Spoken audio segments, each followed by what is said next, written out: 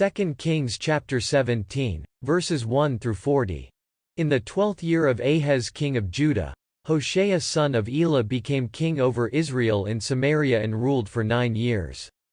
He did evil in the eyes of the Lord, but not like the kings of Israel who came before him. Shalmaneser king of Assyria went up against him, and Hoshea became his vassal and paid tribute to him. But the king of Assyria caught Hoshea in a conspiracy. He had sent messengers to So, king of Egypt, and he did not send tribute to the king of Assyria as he had done in previous years. That is why the king of Assyria arrested him and confined him in prison. Then the king of Assyria invaded the whole land. He went up against Samaria and laid siege to it for 3 years. In Hoshea's 9th year, the king of Assyria captured Samaria and exiled Israel to Assyria. He made them live in Halah and along the Habur River, which is the river of Gozan, and in the cities of the Medes. This happened because the people of Israel sinned against the Lord their God, who had brought them up from the land of Egypt, from under the hand of Pharaoh king of Egypt, and they feared other gods. They walked in the practices of the nations, whom the Lord had driven out before the people of Israel, and the practices which the kings of Israel had introduced. The people of Israel did secret things against the Lord their God, which were not right. They also built high places for themselves in all their cities, from watchtower to fortified city. They set up sacred memorial stones and Asherah poles for themselves upon every high hill and under every leafy tree. They offered sacrifices at all the high places, like the nations that God drove out before them. They did evil things, provoking the Lord to anger. They served filthy idols even though the Lord had said to them, "You must not do this." The Lord had warned Israel and Judah through all his prophets and seers, saying, "Turn back from your evil ways and keep my commands and my regulations, according to the entire law which I commanded your fathers and which I sent to you through my servants the prophets." But they did not listen. They made their necks just as stiff as their fathers, who did not trust in the Lord their God. They rejected his regulations and the covenant which he made with their fathers and the testimony with which he warned them. They followed useless idols, and they became useless themselves. They followed the other nations around them, about whom the Lord had commanded them, "Do not do as they do." They deserted all the commands of the Lord their God, and they made for themselves cast metal images, 2 calves. They made Asherah poles, and they bowed down to the whole army of the heavens, and they served Baal. They made their sons and daughters pass through the fire. They engaged in divination and sought omens and sold themselves to do evil in the eyes of the Lord, provoking him to anger. So the Lord was furious with Israel, and he removed them from his presence. None was left, only the tribe of Judah. Even Judah did not keep the commands of the Lord their God. They walked in the practices which Israel introduced. So the Lord rejected all the seed of Israel, and he afflicted them. He gave them into the hand of plunderers until he cast them out of his presence. When the Lord tore Israel away from the house of David, they made Jeroboam son of Nebat king. But Jeroboam drove Israel away from following the Lord. He caused them to commit a great sin. The people of Israel walked in all the sins which Jeroboam did. They did not turn from them until the Lord removed Israel from his presence, just as he had said through all his servants the prophets. So Israel went to Assyria, into exile from her homeland to this day. The king of Assyria brought people from Babylon, Cutha, Ava, Hamath, and Sepharvaim, and he settled them in the cities of Samaria in the place of the people of Israel. They took possession of Samaria and lived in its cities. When they began to settle there, they did not fear the Lord, so the Lord sent lions among them. The lions were killing people, so they said to the king of Assyria, "The peoples whom you deported and settled in the cities of Samaria do not know the customs of the God of the land. That is why he has sent lions among them, and the lions are killing people, because there aren't any people left who know the customs of the God of the land." So the king of Assyria commanded, "Get one of the priests who was exiled from there. He will go and live there and teach the customs of the God of the land." So one of the priests who had been exiled from Samaria came and lived in Bethel.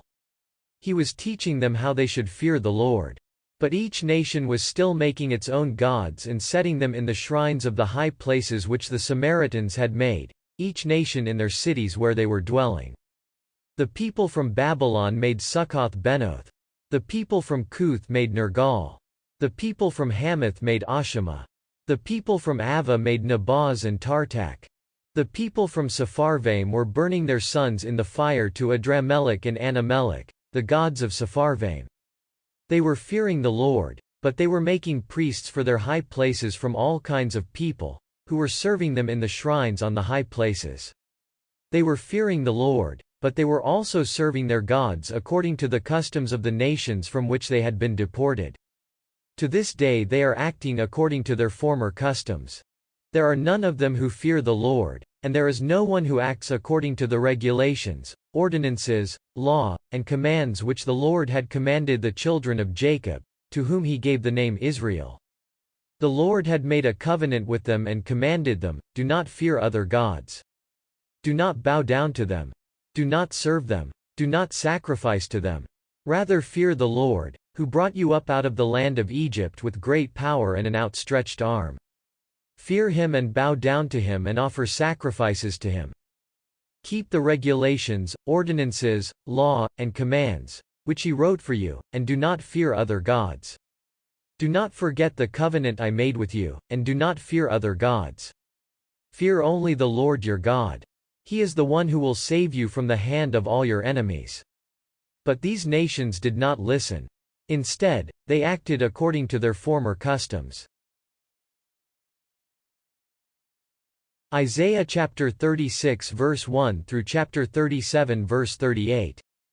Now in the 14th year of King Hezekiah, Sennacherib king of Assyria came up against all of the fortified cities of Judah and seized them. The king of Assyria sent his herald from Lachish to Jerusalem to King Hezekiah. A large army was with him. He stood by the water channel from the upper pool on the road to the launderer's field. Then Eliakim son of Hilkiah, who was the palace administrator, Shebna, who was the secretary, and Joas son of Asaph, who was the recorder, came out to meet him. The herald told them this. Tell Hezekiah this is what the great king, the king of Assyria, says. What makes you so confident? Your wisdom and military strength are based on empty promises. Who do you trust, so that you now have rebelled against me? Tell me, are you really trusting in Egypt to be your staff, that splintered reed that will pierce the hand of anyone who leans on it? That is what happens to anyone who relies on Pharaoh king of Egypt. If you say to me that you trust in the Lord your God, isn't he the one whose high places and altars Hezekiah removed? Didn't Hezekiah tell Judah and Jerusalem to worship at this altar? Now then, make a bargain with my master the king of Assyria. I will give you 2,000 horses, if you can find enough riders for them. How can you resist even one officer from among the least of my Lord's servants? How can you put your trust in Egypt for chariots and charioteers? What's more, have I attacked this land to destroy it without the Lord's orders? The Lord is the one who said to me, go up against this land and destroy it. Then Eliakim, Shebna, and Joas said to the herald, please speak to your servants in Aramaic, because we understand it. Do not speak to us in Hebrew, because there are people on the city wall who are listening. But the herald replied, has my Lord sent me only to you and to your Lord to speak these words, and not to the men who are sitting on the wall, who will eat their own excrement and drink their own urine with you? Then the herald stood up and called out in a loud voice in Hebrew. He said, listen to the words of the great king, the king of Assyria. This is what the king says. Do not let Hezekiah deceive you. He will not be able to deliver you. Do not let Hezekiah persuade you to trust in the Lord, when he says that the Lord will save you, and that this city will not be handed over to the king of Assyria. Do not listen to Hezekiah, for this is what the king of Assyria says. Make a peace treaty with me and surrender to me. Each one of you will eat from his own vine, from his own fig tree, and each one of you will drink water from his own cistern, until I come and take you away to a land like your own land, a land with grain and sweet wine, a land with bread and vineyards. Do not let Hezekiah make you think that the Lord will deliver you. Have any of the gods of the nations kept them from being handed over to the king of Assyria? Where are the gods of Hamath and Arpad? Where are the gods of Sepharvaim? Have they rescued Samaria from my hand? Which of the gods of these countries have delivered their country from my hand? Will the Lord really deliver Jerusalem from my hand? But the officials remained silent, saying nothing in reply, because the king had commanded, "Do not answer him." Then Eliakim son of Hilkiah, who was the palace administrator, Shebna, who was the secretary, and Joas son of Asaph, who was the recorder, went to Hezekiah with their clothing torn and told him everything the herald had said. When King Hezekiah heard the report, he tore his clothes, put on sackcloth, and went into the house of the Lord. He sent Eliakim son of Hilkiah, who was the palace administrator, Shebna the secretary, and the senior priests, who were wearing sackcloth, to Isaiah the prophet, the son of Amos. They told him what Hezekiah said. This is a day of distress, rebuke, and humiliation, because children are about to be born, but there is no strength left to give birth. Perhaps the Lord your God will take note of the words of this herald, who was sent by his lord, the king of Assyria, in defiance of the living God, and perhaps the Lord your God will rebuke him for what he has heard.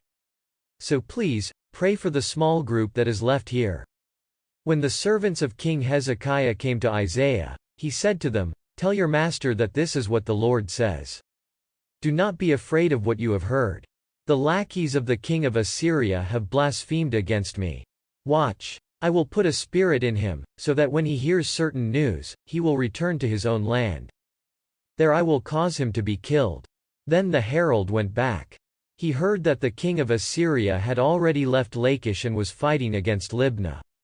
When Sennacherib heard that Tirhakah king of Cush had set out to fight against him, he sent messengers to Hezekiah to say this to Hezekiah king of Judah: "Do not let the God you trust deceive you, saying that Jerusalem will not be handed over to the king of Assyria.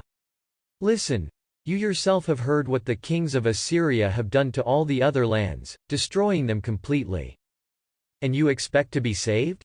Did the gods of the nations whom my fathers destroyed save them, Gozan, Haran, Rezeph, and the people of Eden, who were in Tel Assar? Where is the king of Hamath, and the king of Arpad, and the kings of the cities of Sepharvaim, Hena, and Ivah?" Hezekiah took the letter from the hand of the messengers and read it. He went up to the house of the Lord and placed it there before the Lord. Then he prayed to the Lord. "O Lord of armies, God of Israel, seated above the cherubim, you alone are God of all the kingdoms of the earth. You made the heavens and the earth. Turn your ear toward me, Lord, and hear. Open your eyes, Lord, and see. Listen to all of the words of Sennacherib, who has defied the living God. It is true, Lord, that the kings of Assyria have destroyed all these lands and their territory. They have thrown their gods into the fire, for they were not gods at all, but the work of human hands, wood and stone. So they have destroyed them. Now, Lord our God, save us from his power, and let all the kingdoms of the earth know that you are the Lord, and you alone." Then Isaiah son of Amos sent word to Hezekiah. "The Lord, the God of Israel, says that because you have prayed to him about Sennacherib king of Assyria, the Lord sends you this reply about him. The virgin daughter of Zion despises you and jeers at you. The daughter of Jerusalem shakes her head at you in scorn. Who is it whom you have mocked and blasphemed? Against whom have you raised your voice and lifted up your proud eyes? It is against the Holy One of Israel. You have used your servants to mock the Lord. You have boasted, I have driven my many chariots up the high mountains, to the most remote parts of Lebanon. I cut down its tallest cedars and its best fir trees. I have reached its highest peak, its most lush forest. I dug wells and drank their water, and I dried up all the rivers of Egypt with the soles of my feet. Have you not heard? I did all this long ago. I formed all this in ancient times. Now I caused it all to take place. I enabled you to destroy fortified cities, reducing them to heaps of ruins. Their inhabitants were powerless, overwhelmed and ashamed. They were like plants in the field, like fresh green grass, like grass on a housetop, and like a field before it has grown. But I know when you stand and when you sit, when you go out and when you come in, and how you rage wildly against me. Because you rage against me, and because your arrogance has reached my ears, I will put my hook in your nose and my bit in your mouth, and I will make you go back by the same way that you came. This will be a sign for you. This year you will eat what grows by itself. Next year you will eat what springs up from that. But in the third year, you will sow crops and harvest them. You will plant vineyards and eat their fruit. The surviving remnant of the house of Judah will again put down roots below and bear fruit above. For from Jerusalem a remnant will go out, and survivors from Mount Zion. The zeal of the Lord of armies will accomplish this. This is what the Lord says about the king of Assyria: he will not enter this city. He will not shoot an arrow there. He will not advance against it with a shield, and he will not build a siege ramp against it. He will go back by the same route that he came, and he will not enter this city, declares the Lord. For I will defend this city to save it, for my own sake, and for the sake of my servant David. Then an angel of the Lord went and struck down 185,000 men in the Assyrian camp. Early in the morning, there they were, all the dead bodies. Then Sennacherib king of Assyria broke camp and left. He returned to Nineveh and remained there. One day when Sennacherib was worshipping in the house of his god Nisroch, his sons Adramelech and Sharezer struck him down with the sword. They fled to the land of Ararat, and his son Esarhaddon became king in his place.